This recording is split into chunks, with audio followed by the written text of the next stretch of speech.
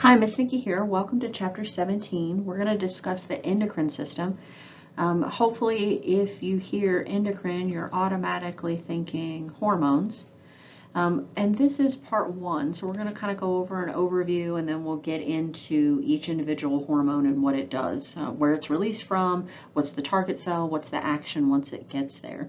So this slide that I chose is the thyroid.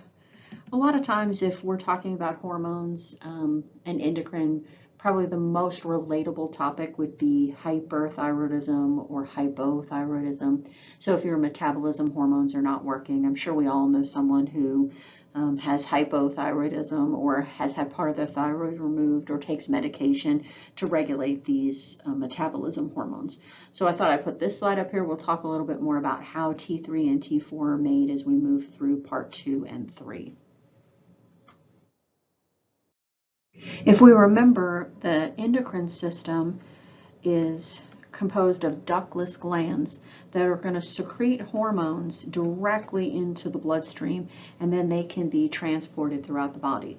When we get to the blood, we're going to learn we have about 4.5 to 5 liters of blood, and that can be pumped per minute through the entire body. So this is hormones being dumped into the bloodstream, and they can make it very quickly through the rest of the body. In 201, we talked about endocrine. So I'm just kind of making a comparison here. Remember when we did endocrine, these had ducts that led to the surface. So we had this merocrine or eccrine gland, and it had this duct system, and it led to the surface. And this is how we secreted sweat to do evaporative cooling. So those exocrine have ducts. They secrete outside of the body. That's why it's exocrine. So in comparison, endocrine, ductless, going to release hormones directly into the bloodstream. Target cells have to have specific receptors. So this is something that we have seen previously in 201. The first anatomy, we saw the acetylcholine neurotransmitter, and then remember the acetylcholine bound to the acetylcholine receptor. So, nice naming. We have the chemical that's binding, and then we have the receptor. So it's the same thing with these hormones. They're going to have specific receptors for hormones. So something kind of quick to think about, maybe growth hormone. Your body is releasing growth hormone if you're a toddler and you're growing in size and stature, right? So what would the growth hormone target? It's probably going to target bones and muscles. Other things as well, but let's just stick with those. We can visualize your bones having to get larger and your muscles having to grow to accommodate your size. So we're saying that there has to be a receptor on bone and there has to be a receptor on muscle that this growth hormone can bind to and trigger those organs or tissues or cells to actually do some action, right? Grow. So target cells, specific receptors. A hormone is going to transport to the target cells, and they're breaking it down for you. It's a little confusing at first if you haven't gone over interstitial fluid or you don't remember, but they want you to realize it's not that the hormones are being dumped directly into the bloodstream. They have to go from, let's say, the organ that's releasing the hormone, and then that hormone has to go through the interstitial fluid. And then we have our, sorry, I'm trying to draw here. It's not letting me. There we go. Then we have our blood vessel, right? So the hormone is traveling in this interstitial fluid, and then it crosses over into the blood vessel, and then through the blood, that hormone is transported. But then when it gets to the target cell, so we have our target cell, that hormone has to come out of the bloodstream into interstitial fluid and then has to bind to the receptor on the target cell. So they kind of want you to see this pathway that the hormone is released from an endocrine cell into interstitial fluid, the space between the cells and the blood vessels, and then the hormone gets pushed from the interstitial fluid into the blood, then it's transported by the blood, then it has to leave the blood and enter the interstitial fluid, and then it has to bind to the target cell receptor. So this seems a lot more complex, right, than just creating some sort of substance and pushing it up to the surface and having it secrete via this duct system, right? So a little bit more complex. For the comparison here, they just want you to realize that both of these systems, endocrine and nervous system, involve some sort of chemical being released and binding. So if you remember this term ligand or ligand, there's something binding to a receptor, right? Some sort of chemical message. When we did the nervous system, I already gave you the example, but I'll say it again, we had acetylcholine binding to the acetylcholine receptor to trigger excitation in the muscle. Well, in this case, we're going to see that the endocrine glands are going to release hormones, and those hormones are eventually going to bind some sort of target cell. So it's in that way, they're similar. But the endocrine system, we can see, is much more complex, right? The hormones are traveling through the blood.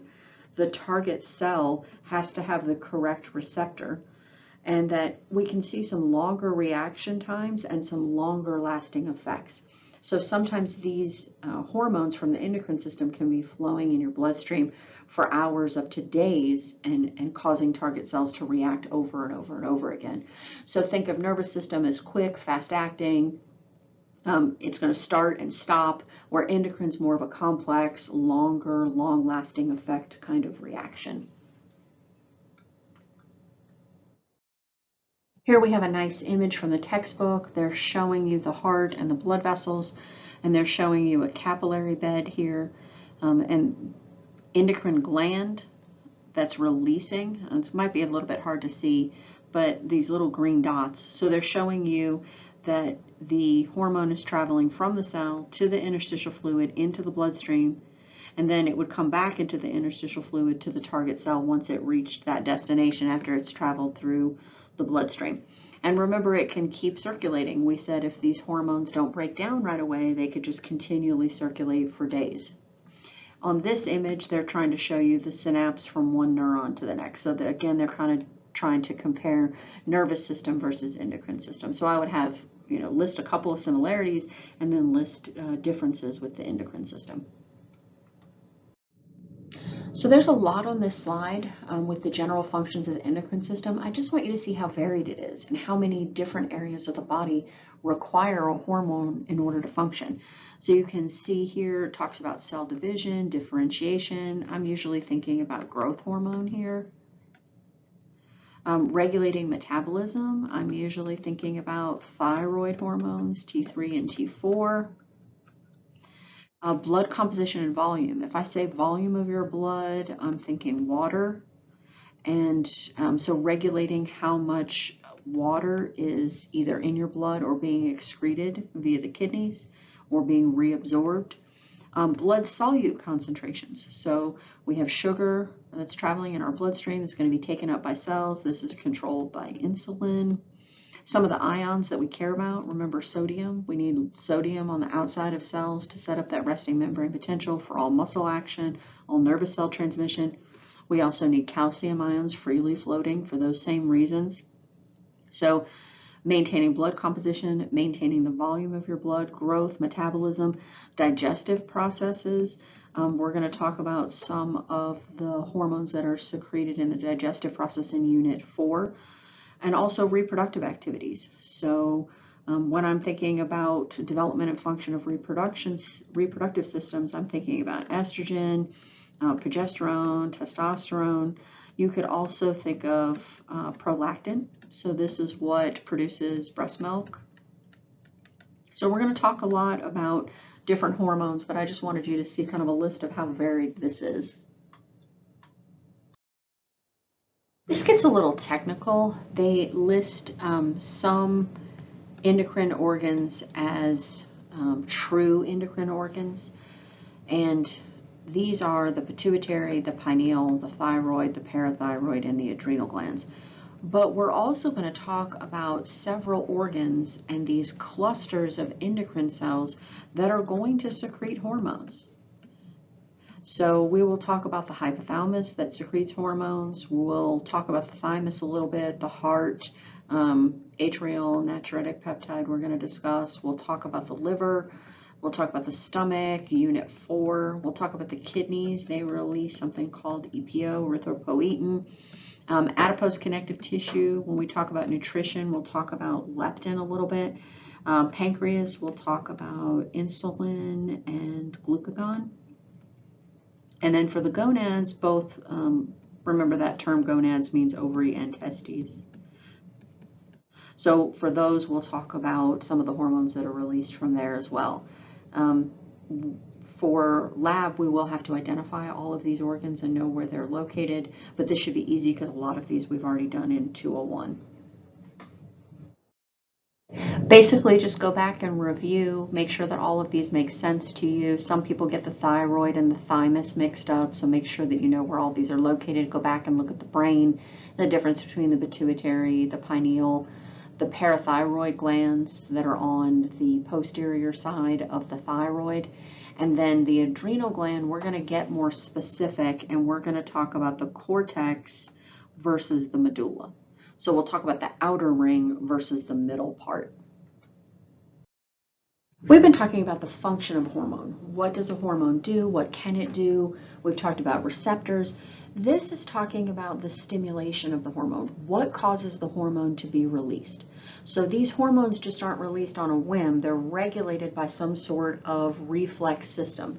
So if something is like in the humoral stimulus, if you have something that's too high in your blood, if you have too much of a nutrient, if you have too much sodium, if you have too much potassium, that's going to trigger a hormone to be released that's going to fix that issue, lower or raise whatever ion is in the blood. So we'll see some examples in just a second. But if you look at these terms, they're telling you what they do. So they're saying if you have a hormonal stimulus, that means there's a first hormone, and that hormone is going to be released, and it's going to bind to a target on another cell and cause that cell to release a second hormone. So one cell within the endocrine system is going to release a hormone. That hormone is going to bind a receptor and cause this second cell to release a hormone. And these cells are part of an endocrine organ, right? So that's the definition of an endocrine organ. It's releasing a hormone. Humoral is going to tell you something about blood. So something is in the blood, some level of nutrient or ion is up or down, and that is going to trigger some endocrine response. And then the nervous system can actually cause a gland to release a hormone. So that would be a nervous system stimulus. Maybe the image is a little bit better than the words. So here we have a hormonal stimulus, and you can see that the anterior pituitary is releasing a hormone, and that is causing the thyroid to release a hormone.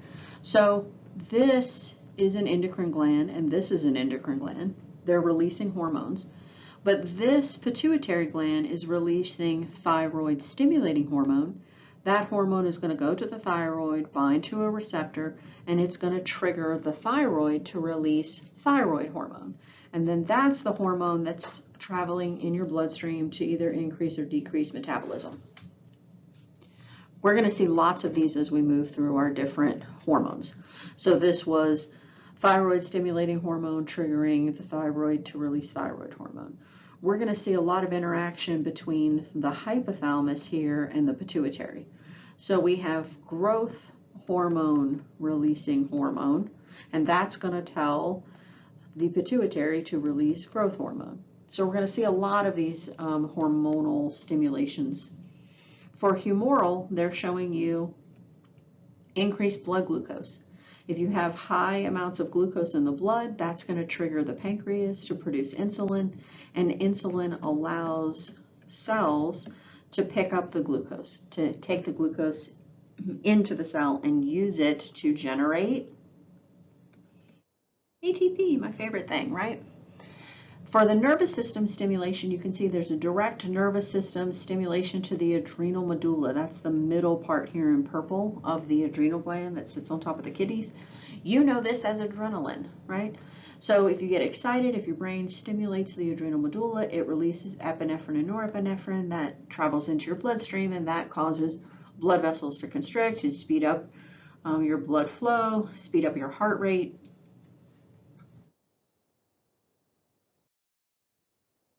So circulating hormones. We're going to talk in a second about local hormones as well, but they're saying the hormones that get deposited into the bloodstream that circulate throughout the entire body come in different types. So we have steroid hormones, and if you look at steroid hormones, if you remember anything from lipids, these are going to have cholesterol groups, right? When I see steroids, I automatically think it's a lipid. I think of things like estrogen, progesterone, cortisol. So we'll talk a little bit more about those and why this is important in just a second. Then we have these biogenic amines. They're made up of amino acids. So hopefully we remember amino acids are the building blocks of proteins, right? So these amino acids are linked together in such a way, and they usually have some sort of ring structure. So catecholamine is the fancy umbrella term for epinephrine and norepinephrine. Thyroid hormone, melatonin, these are all biogenic amines or amino acid based, but they behave a little bit differently than these, which are straight. So they're not modified, they're just straight chains or folded chains of amino acids. So most hormones are going to fall into this amino acid type. This is adrenocorticotropic hormone, insulin, glucagon, follicle stimulating hormone, luteinizing hormone, growth hormone. So the majority of the ones that we talk about are going to be these water-soluble amino acids. This one is kind of a weird one. This is an exception.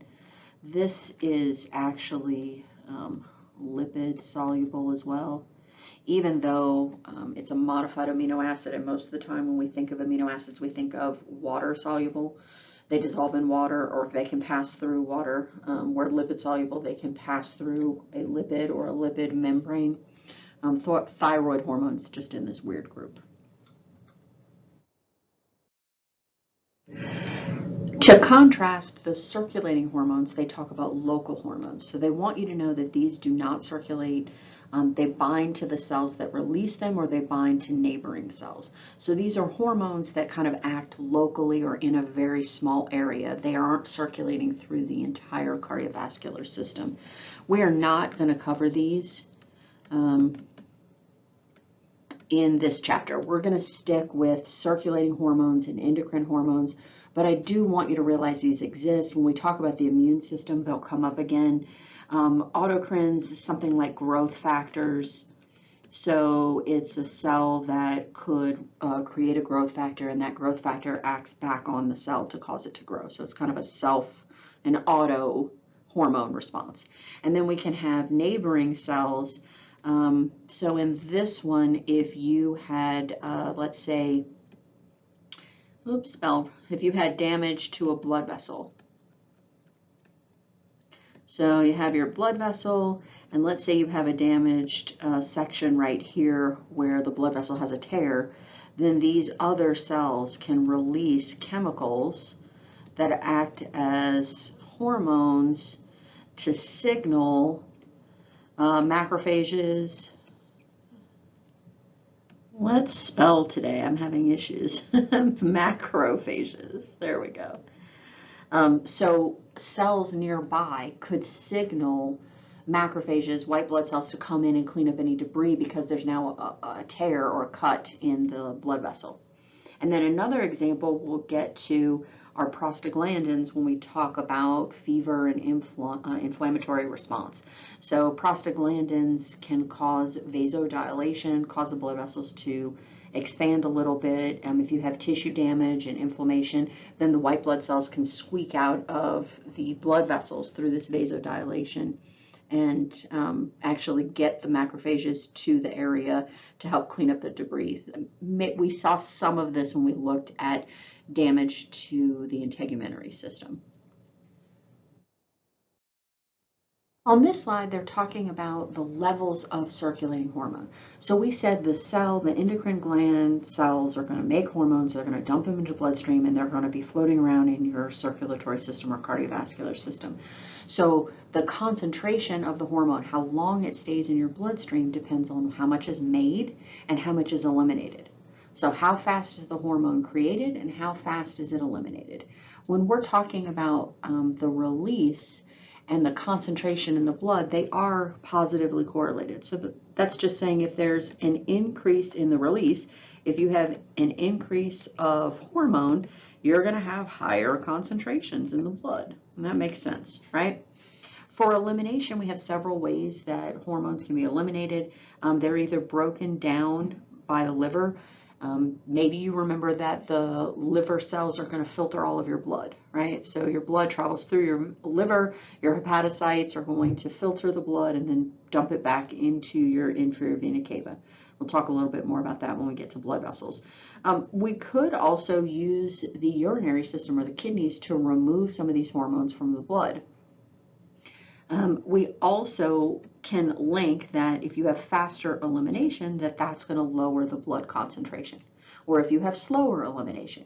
So where this could come into play, for us, not such a big deal. We're not really going to talk about this, but think about somebody that's undergoing dialysis, right? If their kidneys aren't working or functioning properly, you might have to monitor what drugs they're on, what hormones they're taking, because the kidneys are not going to be removing or eliminating the hormone at a fast enough rate, and so that hormone might build up in the system and cause unwanted effects.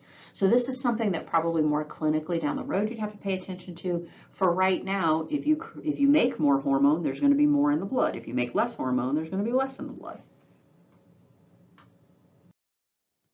Another issue that's not so important until you have to talk more clinically about things are the half-life.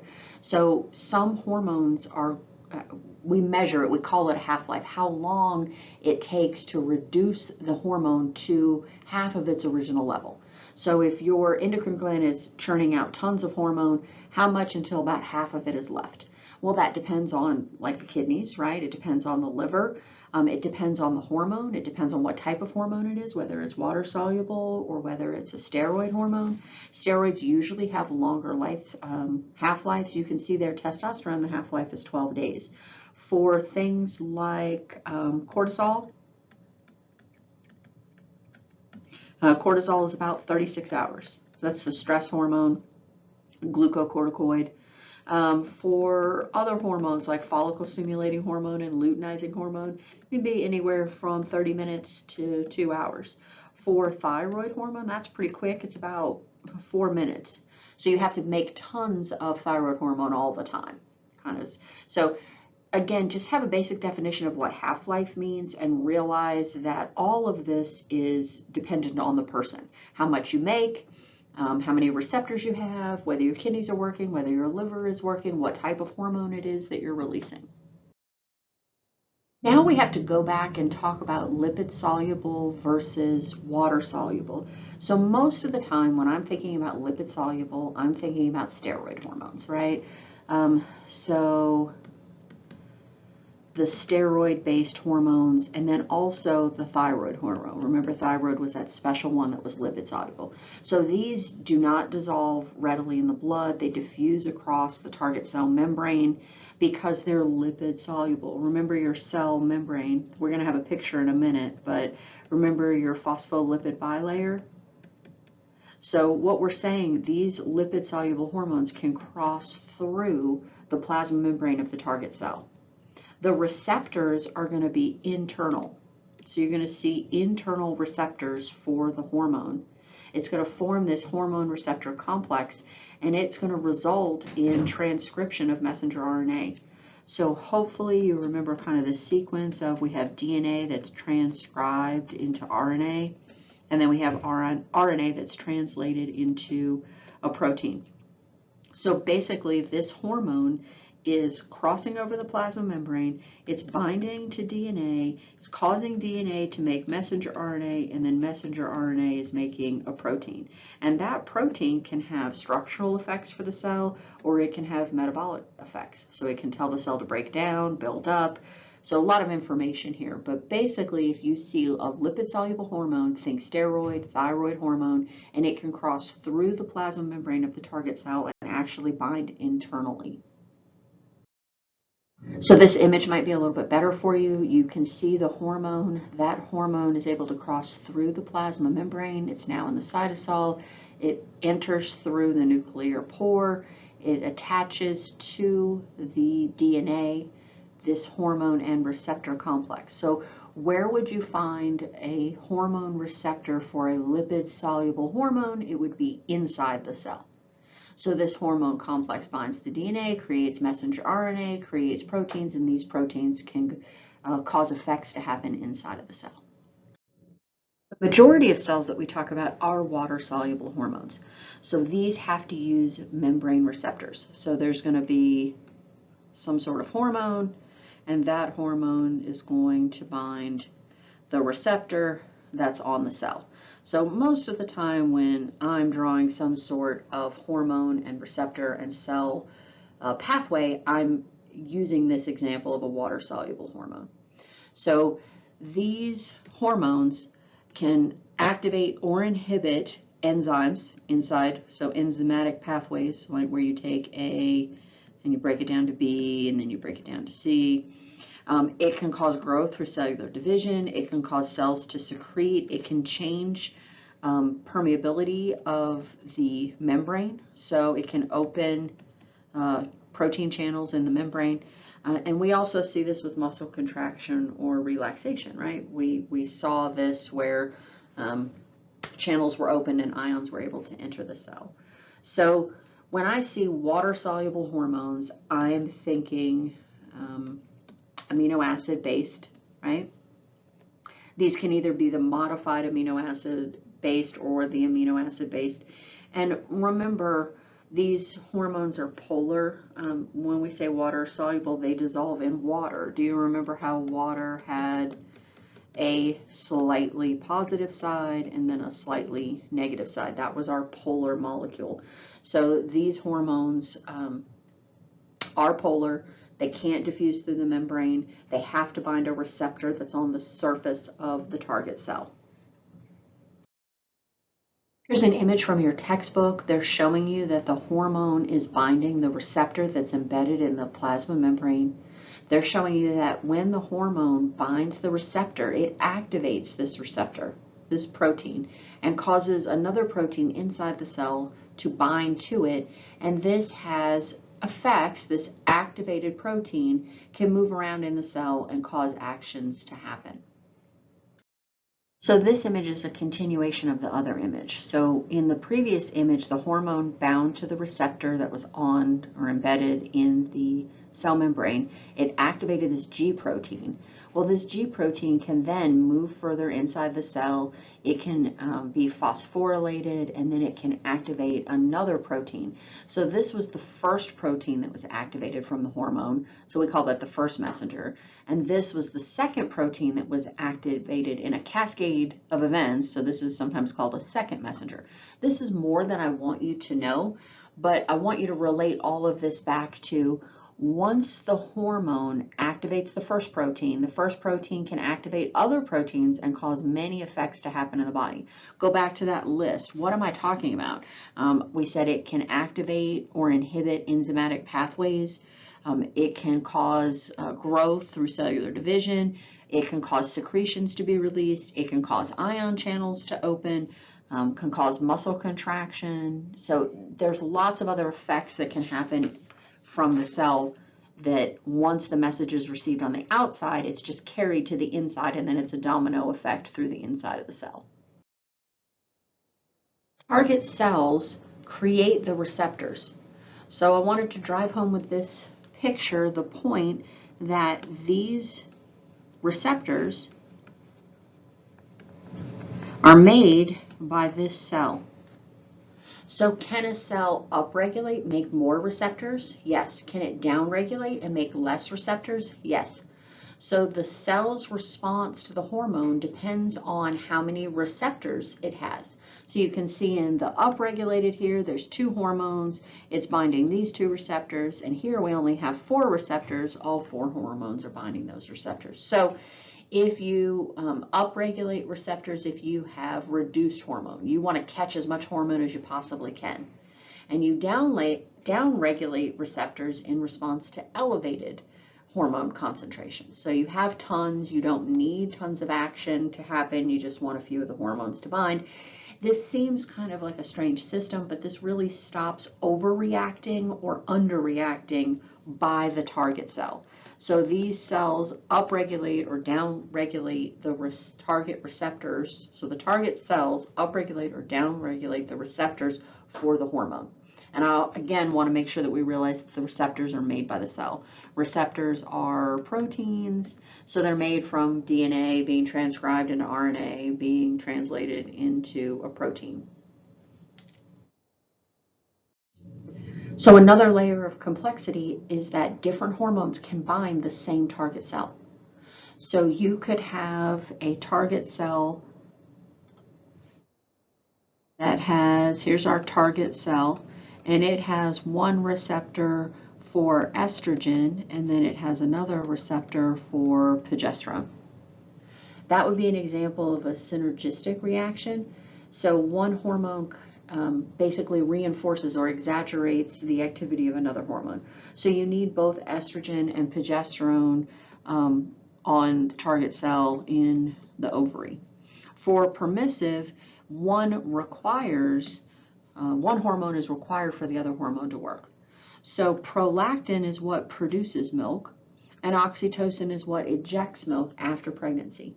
So you have to have prolactin first in order for you to eject the milk, right? You have to create the milk before you can inject it. For antagonistic interactions, one hormone opposes the activity of another hormone. For example, glucagon increases blood glucose while insulin lowers it. So that's a great antagonistic one. We've also seen, when we talked about it in 201 with bones, calcitonin and parathyroid hormone. Remember, those had to do with calcium levels. Calcitonin tones down calcium, parathyroid increases calcium, and these can both have effects on bone cells, right? Osteoclasts, osteoblasts. So same cell, 2 receptors, one that do opposite actions. Last slide here, we just have a visual representation of that. So they kind of color-coded the different types of receptors on cells, showing you that multiple receptors for different hormones can be on different cell types. So this is it for part 1. We kind of just laying the groundwork. We're going to get into all of the 20 hormones, where they come from, where they go, and what they do in part 2. Talk to you soon. Bye.